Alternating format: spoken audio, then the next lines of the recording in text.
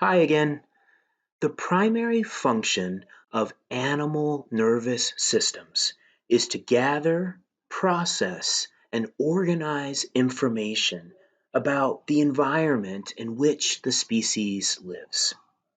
The human brain, with its 86 billion neurons, is truly exceptional. Although the gorilla is not far behind with approximately 34 billion neurons.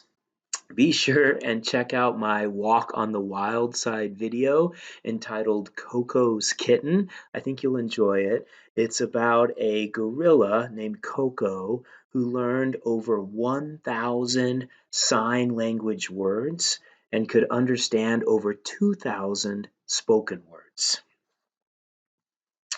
The simplest nervous systems we observe in extant species are again in the cnidarians, the first lineage with true tissues. So the jellyfish have an interconnected net of nerves, which controls the contraction and relaxation of the bell. Within the bell is where we find that gastrovascular cavity. In more complex animals, we find much higher densities of nerve cells. So I'm just going to tell you, pay close attention to the structure of the neuron. You'll learn about it in the video material embedded within Canvas as well as in your textbook reading. But the structure of the neuron with the dendrites, the soma, the axon, the myelin sheath, that could show up on your assessment. Wink, wink. In the planaria, the flatworms, we see the evolution of bilateral symmetry and cephalization. Cephalization is the clustering of neurons in the anterior end of the animal, i.e., the head. With the evolution of the head, we now have the most primitive central nervous system, or CNS.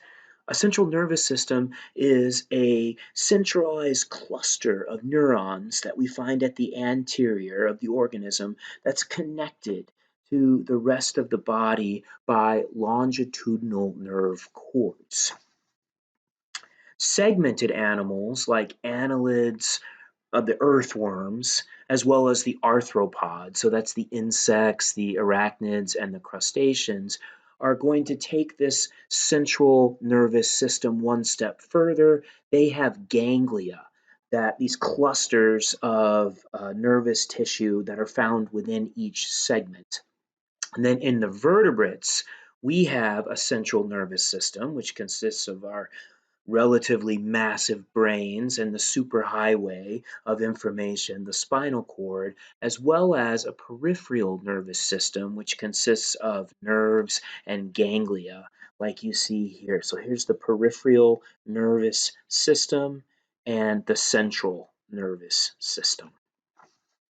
And I'll leave you with a quick schematic showing the diversity of animal nervous systems from the simple nerve net in the cnidarians, the jellyfish, anemones, and the hydras, the cephalization that we see in the flatworms with this most primitive central nervous system, the development of segmental ganglia in the segmented animals like arthropods. And then when we get to the vertebrates, now we have a true central nervous system as well as a peripheral nervous system.